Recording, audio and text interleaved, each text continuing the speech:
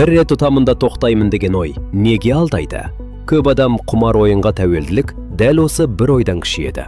Қазір бір рет ұтамын, сосын бәрін тоқтатамын. Сырттай қарағанда бұл ақылға қонымды сияқты көрінеді. Бірақ шын мәнінде бұл адамның өзін жұбатуы. Өйткені мұндай сәтте шешімді есеп емес, эмоция қабылдайды. Адам жоғалтқан ақшасын қайтарғысы келеді, өзіне дәлелдегісі келеді, жолы енді ашылатындай сезінеді. Бірақ дәл сол сәтте ол тыныш ойламайды.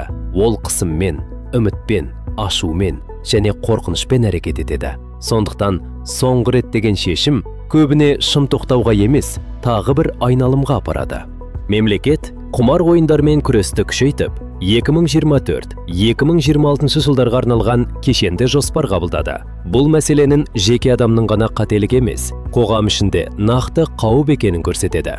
Мысалы, 23 жастағы Аян 60 мың теңге жоғалтты делік. Ол осыны қайтарып алсам, бір жола қоямын деп тағы кіреді. Бірақ ұтылса, қайтарғысы келеді. Ұтса, көбейткісі келеді. Яғни ол тоқтауға емес, ойынды жалғастыруға себеп тауып отыр. Қауіпті жері де осында. Құмар ойын адамға шешім таптым деген жалған сезім береді. Шын мәнінде мәселе шешілмейді, тек кереңдейді. Сондықтан бір рет ұтып тоқтаймын деген ойды үміт емес, дабыл ретінде қабылдау керек.